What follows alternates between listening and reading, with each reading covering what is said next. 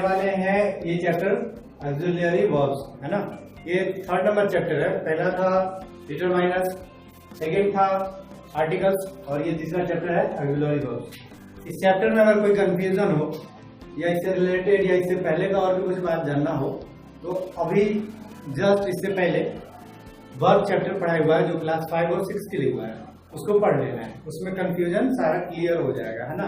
मतलब इसका जो बेस है वो मिल जाएगा आपको वहां से। ये मेनली ये जो चैप्टर है वो है ऑक्सफोर्ड करेंट इंग्लिश ग्रामर का और वो 7 to 10 के बच्चों के लिए है। चलिए इसके बारे में देखते हैं। जो वर्ब होता है पिछले वीडियो में भी बताया गया है कि वर्ब का 2 पार्ट होता है, एक लेक्सिकल और दूसरा जो है ऑक्सिलरी वर्ब है ना। तो उसमें जो ज्यादा डिस्कशन चला वो दोनों वर्ब के बारे में मालूम चला और उसमें मेनली जो लास्ट में एंड किया गया वो लेक्सिकल वर्ब से किया गया। लेकिन ये वाला जो चैप्टर है ना हम लोग पढ़ रहे हैं क्या एप्लीकेशन, किसका एप्लीकेशन, ऑक्सिलरी वर्ब्स का यानी हेल्पिंग वर्ब्स का। तो उस बारे में ये चैप्टर है। लेक्सिकल वर्ब का सिर्फ इंट्रो है इसमें। लेक्सिकल वर्ब किसको बोलते हैं? लेक्सिकल वर्ब का दूसरा नाम जनरल वर्ब, ऑर्डिनरी वर्ब या फिर मेन वर्ब इसी को कहते हैं। जैसे कि राम इट्स अ मैंगो, तो यहाँ पे इट्स क्या है? एक लेक्सिकल वर्ब है। ही इज रनिंग, रनिंग क्या है? एक लेक्सिकल वर्ब है। व्हाट इज ही डूइंग, यहाँ पे ये डूइंग क्या है? लेक्सिकल वर्ब है। देखिए इसके अलावा इज यहाँ पे वर्ब है और यहाँ पे भी इज एक और वर्ब है। लेकिन इज जो है वो इसको हेल्प कर रहा है, इसको असिस्ट कर रहा है रनिंग को या डूइंग को। क्या बताने में? टेंस बताने में कि वो किस टेंस का या किस टेंस के फर्दर डिवीजन का वो पार्ट है। जैसे ही इज रनिंग जब बोला गया तो रनिंग ING लगाया, वो किस टेंस में इस्तेमाल होता है? प्रेजेंट कंटिन्यूअस में होता है। प्रेजेंट कंटिन्यूअस को और ही के लिए क्या लगाते हैं? इज लगाते हैं। तो इज क्या हुआ? हेल्पफुल हुआ टेंस को बताने में। तो यहाँ पे ये क्या हो गया? इज ऑक्सिलरी वर्ब हो गया। उसी तरह से इज ऑक्सिलरी वर्ब यहाँ पे भी हो गया। तो ऑक्सिलरी वर्ब क्या होता है? जो मेन वर्ब को असिस्ट करता है, हेल्प करता है कि क्या मूड है, क्या टेंस है या कौन से वॉइस में है, ये बताने के लिए। आई एम गोइंग, अब यहाँ पे एम क्या है? एक ऑक्सिलरी वर्ब है ना। ही हैज ईटन, ये क्या है? ऑक्सिलरी वर्ब है। I do not know, do क्या है? Auxiliary verb. नो क्या है? मेन वर्ब है। ईटन क्या है? मेन वर्ब है। गोइंग क्या है? मेन वर्ब है। अब ये पकड़ में कैसे आएगा? एक तो हम लोग जान गए क्या कि एक ये असिस्ट करता है मेन वर्ब को है ना। दूसरा कंडीशन ये है कि वो मेन वर्ब के ठीक पहले आता है। जैसे यहाँ पे आया है आई एम गोइंग में एम पहले आया है, बाद में गोइंग आया है। ही हैज ईटन में हैज पहले आया, बाद में ईटन आया है। I do not know this में नो बाद में आया है, डू पहले आया है। तो इसमें डू जो है नो को असिस्ट कर रहा है, जो है ईटन को, और एम जो है गोइंग को असिस्ट कर रहा है। ठीक है। तीसरा तरीका ये है कि जो मेन वर्ब्स हैं उनके V1, V2, V3, V4, V5 होता है। मतलब गो से वेंट, गॉन, गोइंग, गोज होता है। लेकिन एम, हैज और डू का इसका पार्ट अलग अलग फॉर्म्स नहीं होता है। आप कहेंगे डू का भी होता है, बिल्कुल होता है। तो डू के बारे में आगे हम जानेंगे, वो एक्सेप्शनल केस में आता है। डू मतलब एक ऐसा वर्ब है जो लेक्सिकल वर्ब भी है, ऑक्सिलरी वर्ब भी है। मतलब ये कभी मेन वर्ब भी हो जाता है, कभी ऑक्सिलरी वर्ब भी होता है। तो वो कैसे होता है भाई? वो इस तरह से होगा कि जब डू के साथ एक और वर्ब आएगा किसी सेंटेंस में तो डू ऑक्सिलरी वर्ब हो जाएगा क्योंकि वो मेन वर्ब को असिस्ट कर रहा होगा। और जब अकेले आएगा, खुद सिंगल इकलौता वो उस सेंटेंस में वर्ब होगा तो वो मेन वर्ब हो जाएगा। यही लॉजिक है। ठीक है। तो ऑक्सिलरी वर्ब का वर्ब फॉर्म्स नहीं होता है, वो मेन वर्ब के पहले आता है, उसको असिस्ट करता है, ये सब चीज इसको ऑक्सिलरी वर्ब कहते हैं है ना। ऑक्सिलरी वर्ब ऐसा नीचे में लिखा हुआ है। कुछ वर्ब्स हैं जैसे बी है, डू है, हैव है, नीड है एंड देयर है। ये ना दोनों के तरफ पे इस्तेमाल किए जाते हैं, लेक्सिकल के तौर पे भी और ऑक्सिलरी के तौर पे भी। जैसे आई एम अ बॉय, तो एम जो है वो इनमें से एक है। He is a student, he has a car, he is doing the work. अब देखिए एम तो इसमें दिख नहीं रहा है, तो एम जो है, इज जो है, एम, इज और आर, और बाद वर्ब को क्या बोलते हैं? Be form of verb. कौन सा form of verb? Be. Be मतलब होना, इज मतलब है, आर मतलब हो, तो वो उसी में आता है। बी फॉर्म ऑफ वर्ब में is, am, are, was verb, ये पांचों आता है। डू में आता है, डू से जितना भी बन जाता है। जैसे डू से बनता है डिड, डू से बनता है डज, डू से जितना भी बनता है वो डू फॉर्म में वर्ब में आ जाता है। हैव भी कौन सा आता है? हैव में हैव आता है, हैज आता है, हैड आता है। तो देखिए यहाँ पे हैज है। नीड और डेयर जो है ये इंडिपेंडेंट, इसका वर्ब फॉर्म कोई दूसरा होता नहीं है। ऐसे इसमें यहाँ पे देखिए ही नीड्स माई हेल्प, तो यहाँ पे इकलौता एक ही वर्ब आया है और बोला गया क्या, ये दोनों के तौर पे इस्तेमाल किया जाता है। बी, डू, हैव, नीड और डेयर जो है लेक्सिकल और एक्सिलरी दोनों के तौर पे इस्तेमाल किया जाता है। अब ये यहाँ पे मेन वर्ब कैसे हो गया, ऐसे हो गया कि आई एम अ बॉय जब बोला गया तो उसमें वर्ब सिर्फ एक ही है, तो वो एम क्या हो गया, मेन वर्ब हो गया। ही इज अ स्टूडेंट, इसमें वर्ब सिर्फ एक ही है, इज, तो वो क्या हो गया, मेन वर्ब हो गया। He has a car, has क्या है, एक ही वर्ब है, तो मेन वर्ब हो गया। He is doing the work, अब इसमें इज जो है देखिए ये क्या हो जा रहा है, हेल्पिंग वर्ब हो जा रहा है, क्योंकि ये डूइंग को असिस्ट कर रहा है टेंस बताने में। डू में आईएनजी लगा है, ये किसमें लगता है, प्रेजेंट कंटिन्यूअस में लगता है, उसके पहले इज लगा है, तो वो प्रेजेंट का मतलब बता रहा है कि वो प्रेजेंट में है। और इज यहाँ पे आया है तो वो क्या हो जा रहा है, मेन, और यहाँ पे आया है तो ये क्या हो रहा है, हेल्पिंग वर्ब हो रहा है, यानी कि एक्सिलरी वर्ब हो रहा है। ए भी या एच भी बोल सकते हैं। डूइंग यहाँ मेन वर्ब हो रहा है। ही नीड्स माई हेल्प, यहाँ पे एक ही वर्ब आया है जो कि है नीड्स, और वो क्या है, मेन वर्ब का काम कर रहा है ना। दूसरे तरफ ये ध्यान देने वाला बात है कि ये सब जो फॉर्म ऑफ वर्ब्स होता है जो एक्सिलरी वर्ब्स के अंदर आता है, इनका ना इंडिपेंडेंट कोई मीनिंग नहीं होता, और वो जो लेक्सिकल वर्ब्स होते हैं वो एक्शन वर्ड्स होते हैं, उनका अपना इंडिपेंडेंट मीनिंग होता है। जैसे कि ईट मतलब खाना, रन मतलब दौड़ना, डू मतलब करना। लेकिन एक्सिलरी वर्ब में एम का मतलब क्या है, कहीं कुछ निकलता है, कहीं कुछ निकल सकता है ना। हैव का मतलब है निकलता है, हैज का मतलब तो क्या होता है, पास होता है ना।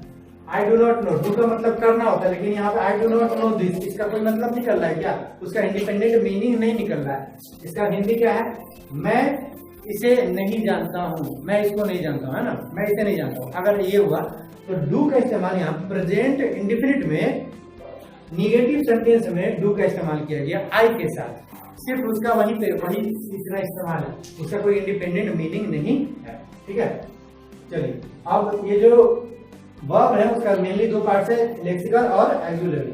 तो कोई अगर वर्ब एक सेंटेंस के अंदर दो वर्ड है तो सेकंड वाला जो बाद में आया हुआ वर्ब होगा, इज रनिंग बाद में रनिंग आया है तो ये मेन वर्ब है ना।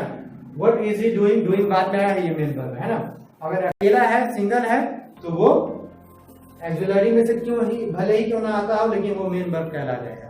अगर दो दो वर्ब आया है तो जो पहले वर्ब आया है वो मेन वर्ब पे असिस्ट कर रहा है, यानी कि वो असिस्टेंस हो गया, हेल्पिंग वर्ब हो गया, एक्सिलरी वर्ब हो गया। एक्सिलरी वर्ब का दूसरा नाम हेल्पिंग वर्ब है, ठीक है, या असिस्टेंट वर्ब है। एक्सिलरी वर्ब्स में क्या क्या आता है, वर्ब टू बी आता है, वर्ब टू हैव आता है, वर्ब टू डू आता है। देखिए टू बी में क्या आता है, is, am, are, was, were, been और बीइंग।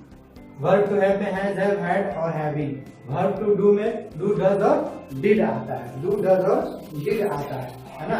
और जब ये डू फॉर्म ऑफ वर्ब अगर मेन वर्ब का काम कर रहा है तो उसमें डूइंग भी आएगा, डन भी आएगा, वर्ब 3 और वर्ब 4 भी आ जाएगा, है ना। तो अब की जो एक्सिलरी वर्ब्स होते हैं उनके कितने पार्ट्स, उनके कितने पार्ट्स हैं? तो एक्सिलरी वर्ब्स के 3 पार्ट्स हैं, प्राइमरी एक्सिलरीज, मॉडल एक्सिलरीज और marginal modal auxiliaries. Primary auxiliaries के अंदर ये सब आते हैं, verb to be, verb to have, verb to do. Modal auxiliaries के अंदर जितने मॉडल वर्ब्स होते हैं इन तीनों को छोड़ करके, डेयर, नीड और यूज्ड टू को छोड़ करके, डेयर, नीड और यूज्ड टू को छोड़ करके जितने भी मॉडल वर्ब्स होते हैं सब इसी के अंदर आते हैं, मॉडल एक्सिलरीज के अंदर। जैसे can, may, shall, will, could, might, should, ought, है ना, would, must, ought to, used to, need और डेयर भी आते हैं इसके अंदर, है ना। लेकिन इसका एक अलग पार्ट है, ये इसके अंदर भी आता है, इसके अंदर भी। दो जगह इसलिए लिखा गया है क्योंकि जो मॉडल एक्सिलरीज का जो सिस्टम है, मतलब उसका जो अपना लक्षण है या उसका जो फीचर है वो इसमें से भी है और इसमें से भी है, तो अलग होने की वजह से इसमें डाल दिया गया। ऐसे तो वो मॉडल एक्सिलरी है, अब वो मॉडल एक्सिलरी से थोड़ा अलग है, इसीलिए इसका क्या नाम है, मार्जिनल या semi modal auxiliary, dare, need और यूज्ड टू। अब ये प्राइमरी एक्सिलरीज क्या करते हैं कि ये अलग अलग टेंसेज में आते हैं, क्या बताने के लिए, मेन वर्ब को हेल्प करने के लिए, वॉइस में आते हैं और मूड्स में आते हैं। अब मॉडल एक्सिलरीज के बारे में जानते हैं, ये क्या है, ये सब जो है modal auxiliaries. Only as helping verb, ये क्या थे कि वो मेन वर्ब के तौर पे भी आ जाते थे अगर किसी सेंटेंस में एक ही वर्ब हुआ तो। जैसे वर्ब टू बी में देखिए एम यहाँ लिखा हुआ है, अब यहाँ पे बोला गया आई एम अ बॉय, तो वर्ब एक ही है, तो एम क्या हो गया, मेन वर्ब। तो ये तो है ऑक्सिलरी वर्ब जी, ऑक्सिलरी वर्ब का मतलब हेल्पिंग वर्ब, जो मेन वर्ब को असिस्ट करता है, हेल्प करता है। लेकिन यहाँ पर आ गया वो, तो मेन वर्ब बोला, क्यों, क्योंकि वो सिंगल है। तो इसके बारे में जाने हैं कि प्राइमरी ऑक्सिलरी वर्ब का 3 हिस्सा, प्राइमरी, मॉडल और मार्जिनल मॉडल। तो प्राइमरी जो है वो असिस्ट भी करता है कभी कभी, और कभी कभी मेन वर्ब के तौर पे भी आता है। और मॉडल ऑक्सिलरीज का क्या खासियत है कि वो सिर्फ और सिर्फ ओनली एज हेल्पिंग वर्ब, वो सिर्फ और सिर्फ हेल्पिंग वर्ब के तौर पे आते हैं। आई कैन हेल्प यू, तो देखिए इसमें कैन जो है और हेल्प आया है। हेल्प जो है वो मेन वर्ब है, हेल्प मतलब मदद करना, इसका इंडिपेंडेंट मीनिंग है। आप कहेंगे कैन का मतलब भी मीनिंग है, लेकिन कैन का कहीं कहीं मीनिंग नहीं निकलेगा, वही उसका एप्लीकेशन, उसका यूज हम लोग पढ़ने वाले हैं। हर जगह उसका मतलब नहीं निकलता है। अब हेल्प का मतलब चाहे उसका कोई सा भी फॉर्म यूज कर लीजिए, help, helped, helped, helping, helps, उसका कहीं पे भी इसके वर्ब फॉर्म में से किसी का भी वर्ब फॉर्म का इस्तेमाल कीजिए, जो हेल्प का बेस मीनिंग है, जैसे मदद करना, उसी से निकल के कुछ आएगा। लेकिन कैन का मतलब अभी यहाँ कुछ और आ रहा है, कहीं कुछ और आएगा, है ना, और कहीं हो सकता है उसका मीनिंग आए भी नहीं। तो वही बोला जा रहा है कि ये मेन वर्ब से हेल्प कर रहा है, इसलिए ये क्या है, मॉडल ऑक्सिलरीज हुआ, और ये जो है सिर्फ हेल्पिंग वर्ब के तौर पे आता है। लेकिन मेन वर्ब से पहले आया है ये क्या हो रहा है, सिर्फ और सिर्फ हेल्पिंग वर्ब के तौर पे।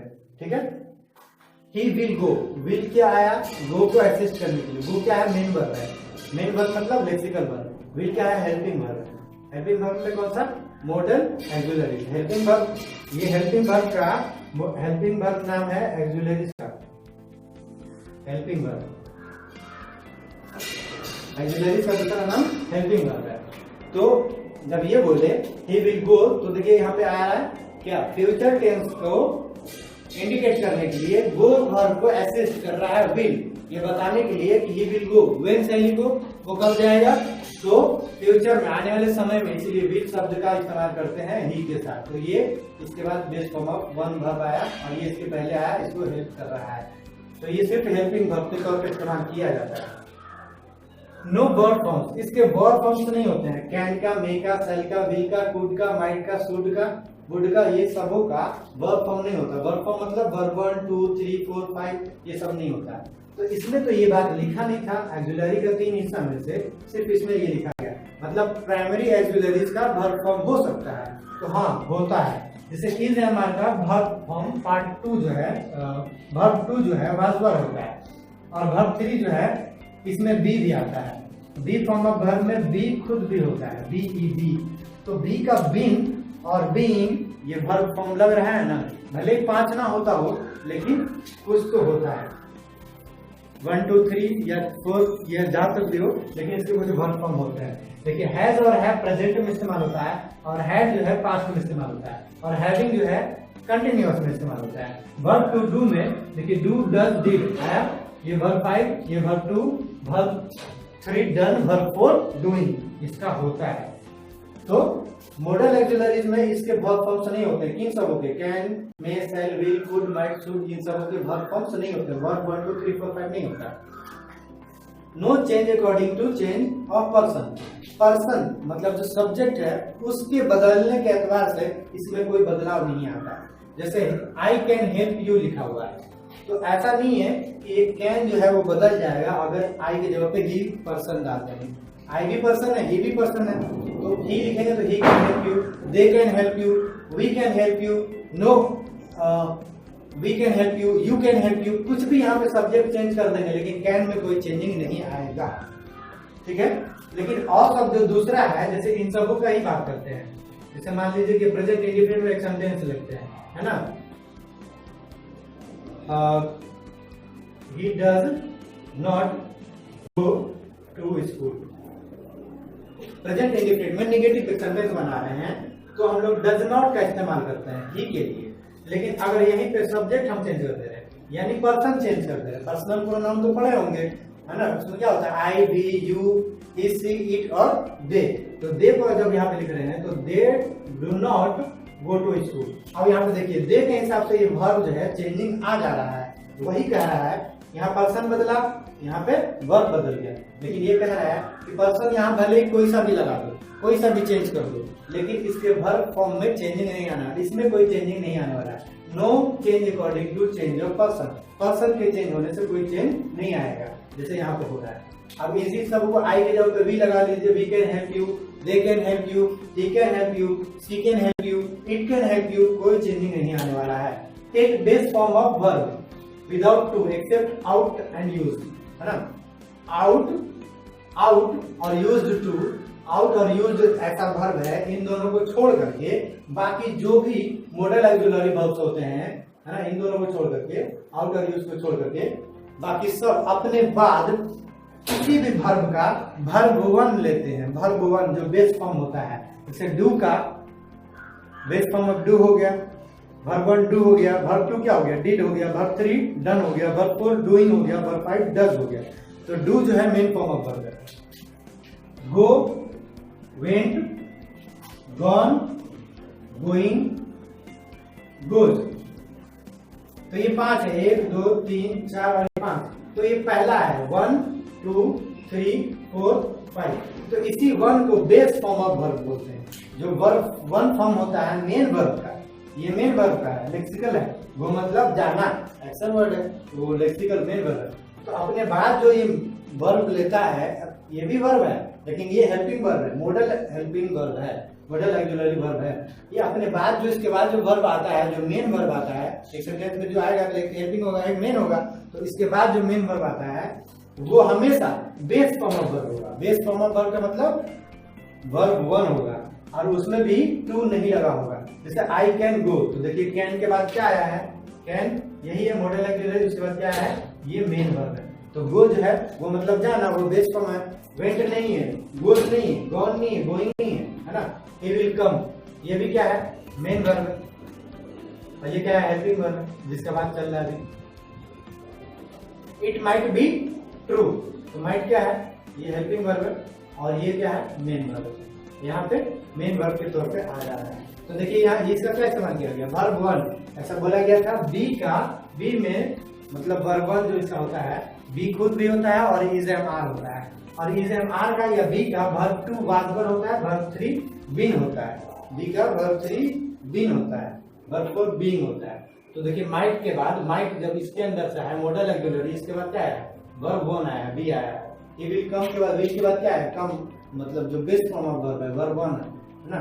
इसके बारे में चौथा इसका पहचानने का तरीका, he can not go, word plus not for negative sentence. इसमें क्या होता है, जब इससे रिलेटेड नेगेटिव सेंटेंस बनाते हैं तो इन सबों के जस्ट बाद क्या लग जाता है, नॉट जैसा वर्ड लग जाता है। इंटरोगेटिव बनाते हैं तो इन सबों को सब्जेक्ट के पहले डाल देते हैं, जैसे कैन ही गो, अब यहाँ पे शैल ही गो, विल ही गो, तो इन सबों में ही के पहले शैल, विल, कैन, मे, माइट सब आ रहा है। अब ही कैन नॉट गो में, अब यहाँ पे he shall not go, he will not go, shall लगाओ, विल लगाओ, या कैन लगाओ, या माइट लगाओ, या आउट लगाओ, उसके बाद नॉट लग रहा है, उसके बाद फिर वर्ब वन आ रहा है। तो वर्ब वन ही आता है, वर्ब वन यहाँ पे भी वन, यहाँ पे भी वन, यहाँ पे भी, यहाँ पे भी वन, यहाँ पे भी वन। तो इसके बाद वर्ब वन आता है और इसका नेगेटिव ऐसे बनता है और इंटरोगेटिव ऐसे बनता है। तीसरा जो है मार्जिनल मॉडल ऑक्सिलरीज है।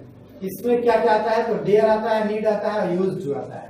तो इसमें जो लक्षण है दो तरह का है, कि वो एक तो हेल्प करता है और वो मेन वर्ब के तौर पे भी आता है। तो देखेंगे धीरे धीरे, I don't dare to go there.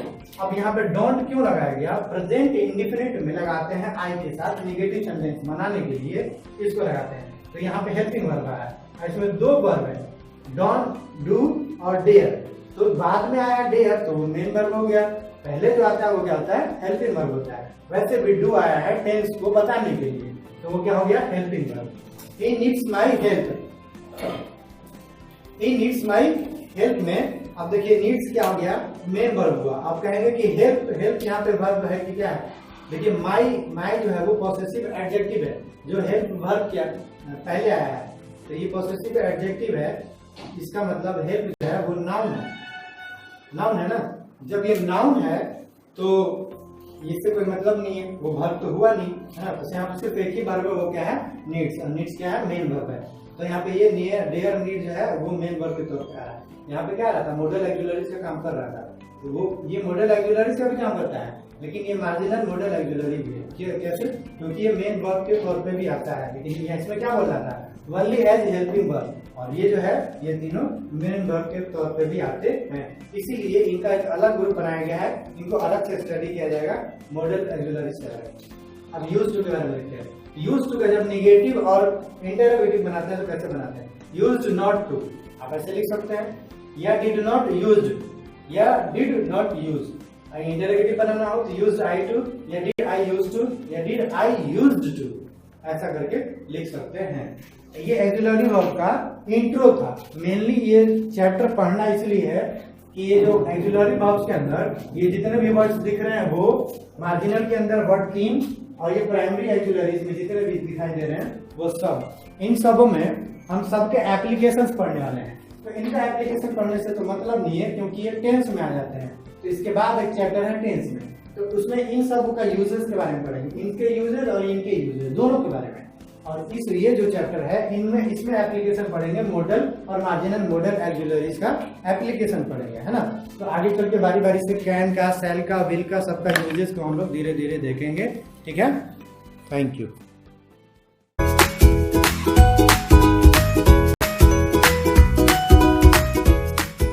Channel को और बेल आइकन दबाना बिल्कुल मत भूलिए।